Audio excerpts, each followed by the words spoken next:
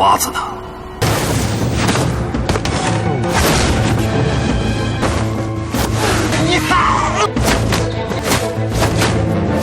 Tak hanya itu, ia juga mengajak duel kembali di lain waktu jika dirinya sudah berhasil melupakan jurus kungfu 9 yin yang tak sengaja ia pelajari. Dengarkan akan tantangan tersebut. Sebagai pendekar yang terkenal akan kehebatannya, Wang Yoshi pun menyetujui akan tantangan tersebut. Dengan melihat kondisi yang saat ini terjadi, Wang Yoshi meminta maaf pada Hokigong dan Ouyang Feng bahwa dirinya tak bisa menetapkan Gao Jing maupun Ouyang Ke sebagai calon menantunya dan akan membicarakan perkara pernikahan di lain waktu di saat Huang Rong sudah benar-benar matang dan tak lagi manja seperti anak kecil. 就算我桃花岛能伤得了我黄某人，滚！ 金哥哥， 哎呀，走就走嘛，那么凶干什么？这是黄老师呀！ 金哥哥。 Kedatangan Ouyang Feng dan Ouyang Ke di Pulau Bunga Persi yang tak lain berkeinginan merebut kitab 9 yin yang berada di sana gagal. Esok harinya mereka memutuskan pergi berpamitan untuk meninggalkan Pulau Bunga Persik. Tak hanya mereka, Wang Yoshi yang masih kecewa dan marah, dirinya juga mengusir Gao Jing dan Zhao Butong untuk segera angkat kaki dari pulaunya. 我回去。 Tak berselang lama dari kepergian Gao Jing, terlihat Nona Huang Rong kembali menghampiri makam ibunya. Di sini ia kembali curhat akan masalah yang baru ia alami, di mana saat ini dirinya tak lagi diperbolehkan untuk keluar dari Pulau Bunga Persik. Bahkan hubungan asmara yang ia jalani dengan lelaki pilihannya tak disetujui oleh sang ayah. Secara tak diduga, terlihat pendekar Huang Yoshi yang galau. Ia juga menghampiri makam sang istrinya. Mengerti jika ayahnya datang, Huang Rong memilih untuk bersembunyi dan menguping akan curhatan ayahnya. Di sini Huang Yoshi curhat jika kitab 9 yin tak bisa ia dapatkan, sebab kitab tersebut telah dimusnahkan oleh seorang pendekar gila yang usai pergi menggunakan kapal yang sengaja ia rancang agar tenggelam di tengah lautan. 和我娘相会，爹这话是什么意思？ Mendengarkan akan hal tersebut, Huang Rong yang sangat cemas akan keselamatan Gao Jing, ia memutuskan untuk pergi menyelamatkannya. Dengan bermodalkan perahu kecil itulah, Huang Rong dengan tergesa-gesa menyusul keberadaan mereka. Karena tak memiliki pilihan lain, Zhao Butong, Gao Jing, dan si pengemis utara Hokigong memutuskan untuk melompat terjun bebas ke lautan. Yang untungnya mereka dapat selamat dengan menggunakan serpihan kayu yang mengambang.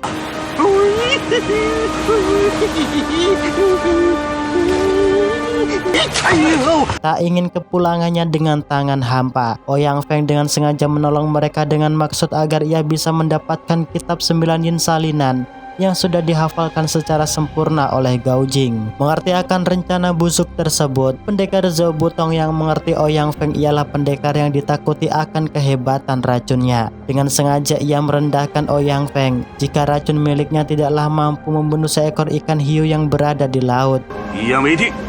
Merasa telah diremehkan, Ouyang Feng yang kesal seketika dirinya membuktikan akan kehebatan racun yang ia miliki. Dan benar saja, dalam waktu sekejap, tak hanya satu ikan hiu, terlihat ratusan bahkan ribuan ikan hiu dibuat terkapar olehnya. Tak ingin menyia-nyiakan kesempatan emas tersebut, Ouyang Feng menyuruh paksa Zhao Butong agar dapat menuliskan salinan kitab 9 yin yang dihafalnya.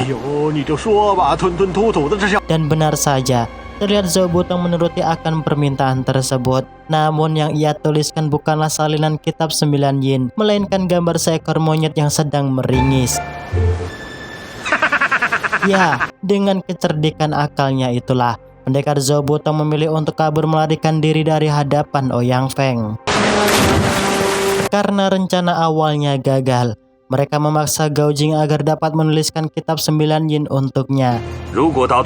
Jika tidak, maka dirinya tak akan segan-segan membunuh mereka dengan bisa racun ular mematikan yang ia miliki.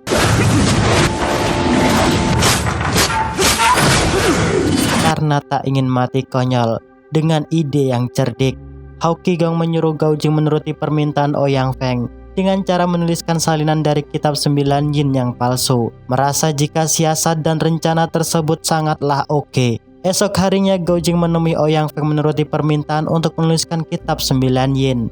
Di sini nampak jika Ouyang Feng sangat percaya pada Gao Jing. Bahkan ia tak menaruh curiga sedikit pun jika yang ditulis Gao Jing hanyalah asal-asalan.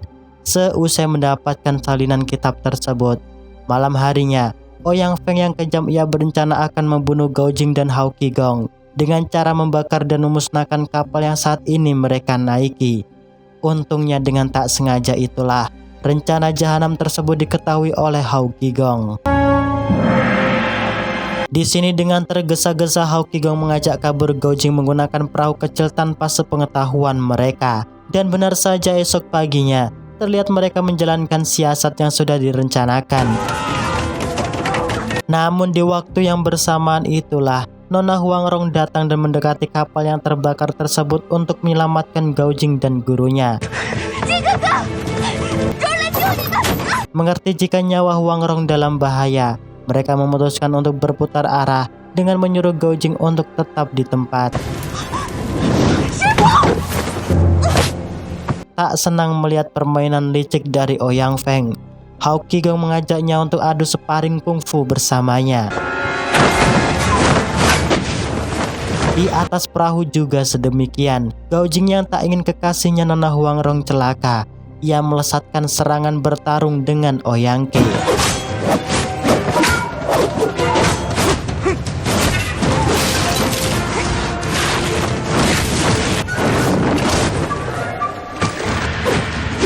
Dari pertarungan yang dahsyat itulah terlihat teknik kungfu yang masing-masing mereka miliki samalah kuat nan hebat.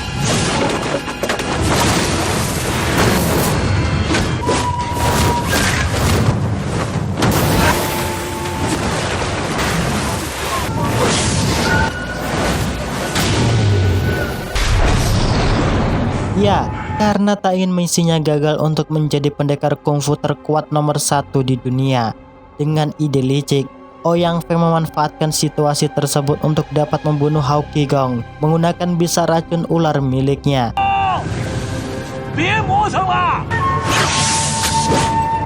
Dan benar saja untungnya dengan sigap, Gao Jing datang tepat waktu menolong Hao Qigong yang sudah lumpuh tak berdaya.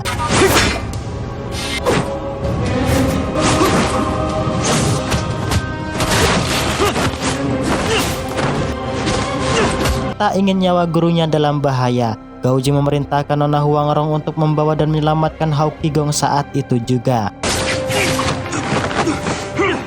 Disinilah nampak Huang Rong sangat sedih menyaksikan kapal di hadapannya terbakar, terbelah, bahkan tenggelam di lautan, yang mana Gao Jing masih berada di sana. Dari ledakan yang amat menggelegar tersebut, terlihat perahu yang dinaiki Huang Rong akhirnya dapat sampai di tepi lautan. Dalam kondisi yang sudah tak berdaya itulah, Huang Rong membawa gurunya Hao Qigong beristirahat di sebuah gua yang tak jauh dari keberadaan mereka. Menyadari jika nyawanya sudah di ujung tombak, Hao Qigong yang tak ingin sekte pengemis kehilangan pemimpin, ia sengaja memberikan pusaka tongkat legendaris pemukul anjingnya pada Huang Rong, bertujuan agar Huang Rong dapat menggantikan dirinya untuk menjadi tetua sekte pengemis yang baru. Di sini Hao Qigong juga melatih 36 teknik kungfu tongkat legendaris pemukul anjing pada Huang Rong, agar para masyarakat sekte pengemis dapat tunduk dan patuh atas segala perintahnya. Tak berselang lama dari berlatih, tiba-tiba Huang Rong diserang Ouyang Ke di saat dirinya sedang berusaha menyalurkan energi murni pada gurunya.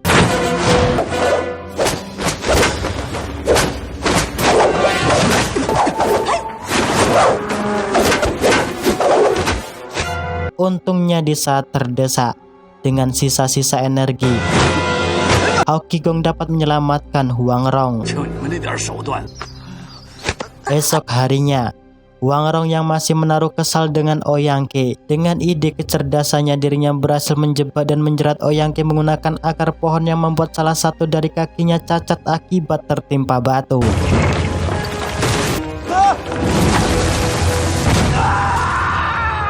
Tak berselang lama dari kejadian tersebut, di waktu bersamaan Ouyang Feng dan Gao Jing pun datang di hadapan mereka. Melihat ponakannya menyengir kesakitan akibat patah tulang, Dengan sekuat tenaga Ouyang Feng berusaha menyelamatkan dan membawanya masuk ke dalam gua untuk ia obati. Gao Jing yang tak ingin berlama-lama di pulau terpencil tersebut, ia mencoba untuk membuat rakit dengan menebang beberapa pohon menggunakan kehebatan kungfunya. Menyadari jika Gao Jing sudah hafal bahkan menguasai kungfu 9 yin. Sambil beristirahat inilah, Hao Qigong menyuruh Gao Jing untuk membacakan isi bait ke-15 kitab 9 yin di hadapannya. 一随两掌，行当周。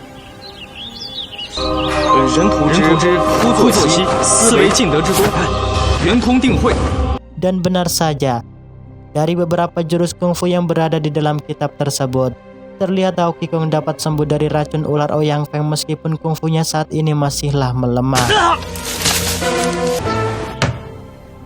Sedangkan di sisi lain di dalam kerajaan Jin, Yang Lie dan Yang Kang yang mengetahui jika kapal yang dinaiki Ouyang Feng telah hangus terbakar, mereka pun memutuskan untuk pergi mencari dan menyelamatkan keberadaan mereka. Sebab saat ini mereka sangat butuh akan bantuan Ouyang Feng agar bisa mendapatkan kitab legendaris perang Wumu sebagai jimat dan kekuatan untuk menghancurkan dan melulantakan kerajaan bangsa Mongol dan bangsa Song yang saat ini sudah menjalin kerjasama.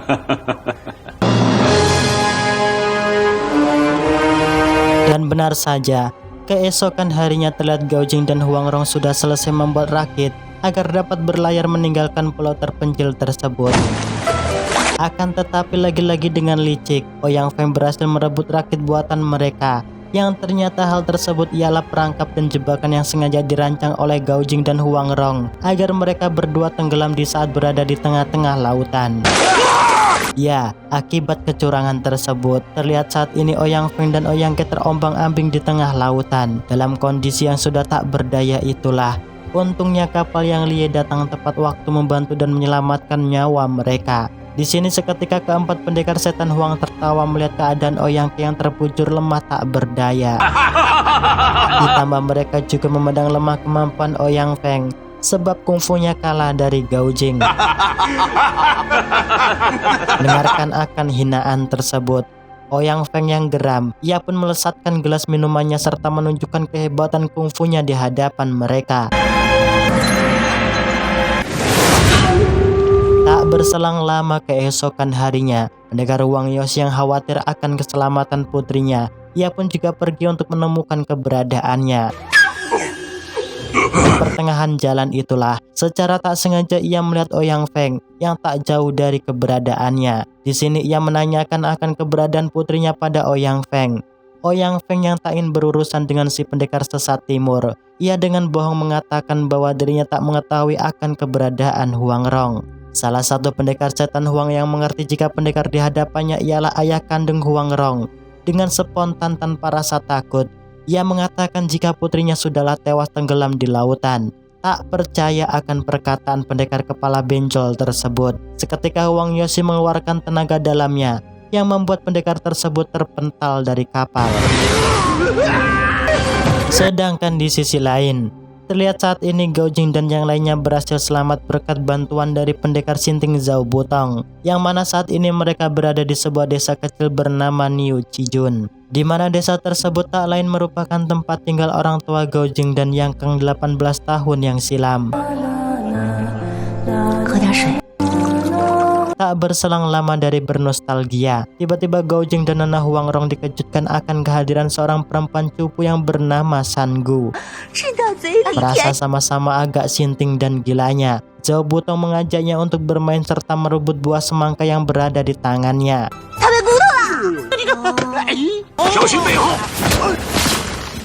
Nona San Gu yang kesal melihat buah semangkanya hancur. Ia pun mengeluarkan teknik jurus kungfunya untuk menghajar Zhao Butong. Mengetahui jika teknik yang digunakan Nona San Gu berasal dari Pulau Bunga Persik, Nona Huang Rong pun seketika melerai pertarungan mereka. Sedangkan di sisi lain, Huang Yoshi yang belum menemukan berita akan kejelasan kematian putrinya, ia pun meminta bantuan Tuan Lu dengan mengirimkan surat agar dapat membantu dirinya untuk menemukan keberadaan Gao Jing. Di sini nampak jika Huang Yoshi sangat marah pada Gao Jing. Ia menganggap bahwa malapetaka akan kematian putrinya bersumber dari Gao Jing. di saat beristirahat sambil menyantap ayam panggang buatan Huang Rong. Secara tak sengaja, pendekar Zhou Butong menemukan ruang rahasia yang terletak di bilik lemari. Penasaran akan ruangan tersebut, mereka pun mengeceknya dengan penuh kehati-hatian. Dan benar saja, mereka pun menemukan mayat manusia yang sudah menjadi tengkorak. Dengan melihat benda-benda berharga yang berada di sana, Huang Rong baru sadar jika mayat manusia tersebut tak lain ialah murid ayahnya dari Pulau Bunga Persik yang bernama pendekar Qiu Li Feng. Di sini, Huang Rong menjelaskan di hadapan mereka, meskipun murid ayahnya berkhianat dan pergi meninggalkan Pulau Bunga Persik, namun mereka masih tetap setia pada ayahnya. Bahkan di tempat tersebut, Nona Huang Rong juga menemukan sebuah peta harta karun legendaris yang masih tersimpan dengan rapi.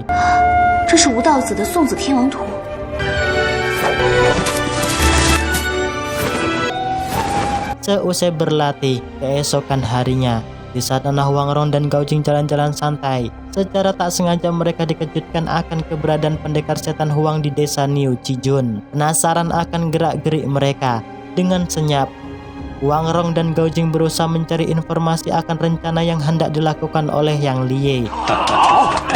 Dan benar saja, rencana Yang Liye dan yang lainnya saat ini tak lain untuk mencari keberadaan kitab legendaris perang Wumu disimpan. Hal itu ia lakukan tak lain agar dirinya dapat dengan mudah mengalahkan bangsa Mongol dan bangsa Song yang saat ini sudah menjadi sekutu. Menyadari jika kungfunya lemah, Yang Kang juga meminta agar Ouyang Feng dapat mengangkat dirinya sebagai murid. Namun hal tersebut ditolak olehnya, sebab dirinya masih memiliki Ouyang Ke yang merupakan muridnya juga. Dalam artian si pendekar racun barat ini tak akan mengajarkan kungfunya pada orang banyak, yang mana dirinya lebih mengutamakan kualitas dibandingkan kuantitas.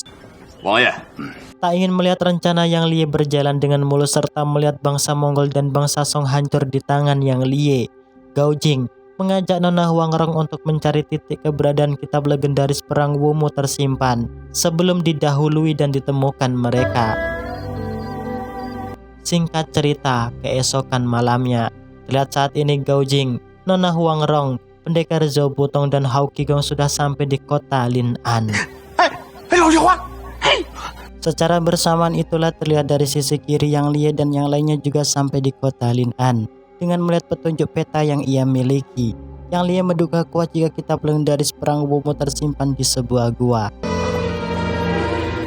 Mengerti akan hal tersebut, Gao Jing dan Nona Huang Rong berusaha menjebak dan menyerang keempat pendekar setan Huang secara diam-diam.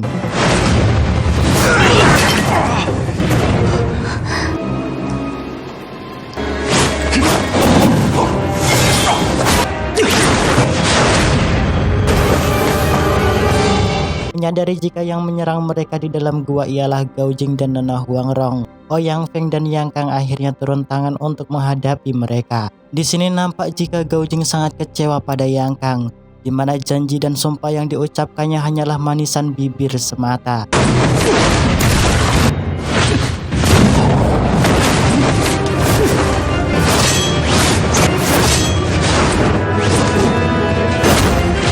Dengan bersusah payah, terlihat Gao Jing berjuang sekuat tenaga merebut kitab legendaris perang Wumu yang sudah berada di tangan Yang Kang.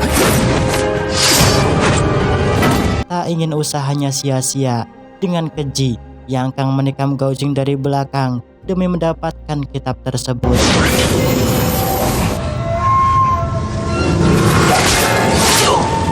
Melihat kenyataan akan kejahatan Yang Kang, tentu Nona Qi sangat kecewa padanya.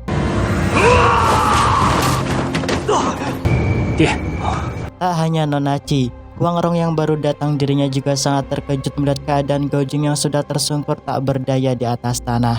Dengan penuh kesedihan, Nona Huang Rong membawa pulang Gao Jing untuk kembali ke desa Niu Chijun. Dalam mode ketakutan, untungnya Gao Jing dapat sadar dari pingsannya. Gao Jing yang ingat jika jurus kitab 9 yin dapat menyembuhkan segala luka, ia meminta Nona Huang Rong untuk membawanya di tempat yang aman, sebab ia butuh waktu selama 7 hari 7 malam tanpa makan dan minum agar lukanya dapat pulih.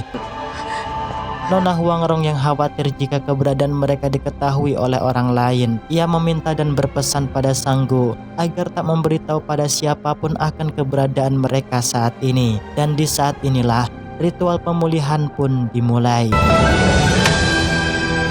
Di sisi lain, Nona Chi yang tak kuat menerima kenyataan akan hal yang usai terjadi. Dengan rasa penyesalan yang amat mendalam karena telah percaya pada Yang Kang, akhirnya ia memutuskan untuk melakukan bunuh diri. Tak berselang lama keesokan harinya, terlihat Yan Lie bersama yang lain juga sampai di desa Niu Chijun.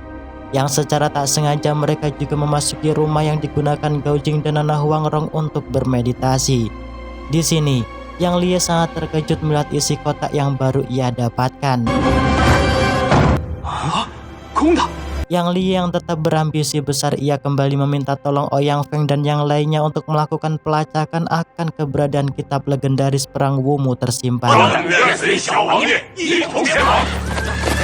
Tak berselang lama malam pun tiba. Sampailah Ouyang Feng dan pendekar setan Huang di dalam istana kerajaan. Zhao Butong, si bocah tua nakal yang mengetahui akan kehadiran mereka, dengan usil, ia pun mempermainkan dan menakut-nakuti mereka.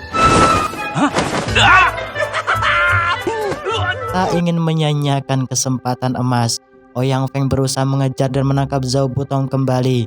Untuk ia paksa menuliskan salinan kitab 9 yin untuknya. Mengerti jika kepulangan anak buahnya dengan tangan hampa, ia menyuruh Yang Kang pergi menemui Qian Ren si pendekar tapak besi agar dapat membantu dirinya. Tak berselang lama dari kepergian Yang Lie, terlihat Guan Yin dan seorang perempuan bernama Nona Cheng juga mendatangi rumah tersebut. Tujuan Guan Yin datang di desa Niu Chijun tak lain untuk menemukan keberadaan Gao Jing dan ketujuh pendekar Jiangnan. Sebab saat ini Huang Yoshi sedang mencari dan memburunya untuk membalaskan atas kematian putrinya. Tak berselang lama dari berbincang, tiba-tiba Guan Yin diserang oleh seorang pendekar perempuan yang baru tiba di sana. Tak ingin adanya salah paham, Nona Cheng melerai pertarungan tersebut. Yang ternyata pendekar asal Quan Zhen tersebut ialah gurunya. Karena memiliki motif dendam, pendekar setan Huang tiba-tiba melesatkan serangan ke arah mereka. Yang dengan mudahnya Guan Yin, Nona Cheng, dan pendekar yang tak tahu namanya pun dibuat tak berdaya melawan kungfu pendekar setan Huang. Merasa ada yang aneh, keempat pendekar setan Huang mencoba untuk memasuki ruang rahasia yang berada di sana. Yang untungnya San Gu dapat menghentikan langkah mereka. Yang secara bersamaan pendekar Huang Yoshi juga datang di hadapan mereka. Dengan melihat topeng tersebut serupa dengan hantu yang menjahili mereka, tentu keempat pendekar setan Huang mengira jika dialah pelakunya. Namun dugaan mereka pun salah, yang membuat keempat pendekar setan Huang babak belur dihajar oleh Huang Yoshi.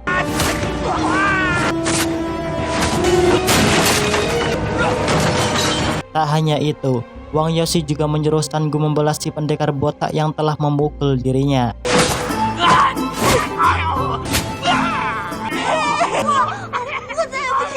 Guan Yin yang mengetahui jika pendekar bertopeng tersebut ialah Huang Yoshi, ia pun seketika memberikan salam hormat padanya. Bahkan di sini juga terungkap bahwa Nona Cheng ialah anak dari salah satu muridnya di Pulau Bunga Persi. Mengerti jika pendekar perempuan di hadapannya berasal dari Quan Zhen, Huang Yoshi dengan maksud baik mengusir dan menyuruhnya untuk pergi. Tersinggung akan perkataan dan ucapan Huang Yoshi yang menilai jika aliran kungfu Quan Zhen tak ada hebatnya, seketika si pendekar tersebut melesatkan serangan ke arahnya. Namun hal itu samalah nihil karena kungfunya sangat berbanding jauh dengan Huang Yoshi. Nona Cheng yang penasaran akan jati diri marga San Gu berasal, ia pun menanyakan padanya. Dengan polos San Gu mengatakan jika ayahnya bernama Qiu Li Feng. Dengan penuh haru, Nona Cheng sangat senang dapat berjumpa dan bertemu dengan San Gu yang merupakan anak dari pamannya pendekar Qiu Li Feng. 薛世伯和我爹死了，我们两个都成孤儿了。姐姐，姐姐，妈妈不哭。